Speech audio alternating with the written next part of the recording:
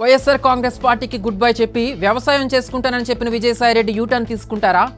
అవునని అనిపిస్తున్నాయి ఇటీవల చోటు చేసుకుంటున్న పరిణామాలు చూస్తుంటే. రాజకీయాల నుంచి తప్పుకుంటున్నట్లు ప్రకటించిన తర్వాత సాయిరెడ్డి పీసీసీ చీఫ్ షర్మిలాతో భేటీ కావడం, తాజాగా రాజ్యసభ చైర్మన్గా వ్యవహరిస్తున్న ఉపరాష్ట్రపతి ధన్కర్ హైదరాబాద్కు వచ్చిన సమయంలో అక్కడ ప్రత్యక్షం కావడం, సాయిరెడ్డికి ధన్కర్ సైతం ప్రాధాన్యత ఇవ్వడంతో రాజకీయాల్లో కొత్త చర్చకు తెరలేచింది. సాయిరెడ్డికి బీజేపీలోని ముఖ్య నేతలతో ఉన్న సత్సంబంధాలు చర్చకు వస్తున్నాయి. సాయిరెడ్డి తిరిగి రాజకీయంగా జూన్ నెల నుంచి యాక్టివ్ కానున్నట్లు ప్రచారం సాగుతోంది. అయితే వైసీపీ నుంచి కాకుండా బీజేపీలోకి సాయిరెడ్డి ఎంట్రీ ఇవ్వబోతున్నారనేది ప్రచారం సారాంశం. 2019 ఎన్నికల ముందు, ఆ తర్వాత బీజేపీ వైసీపీ మధ్య వారధిగా సాయిరెడ్డి వ్యవహరించారు.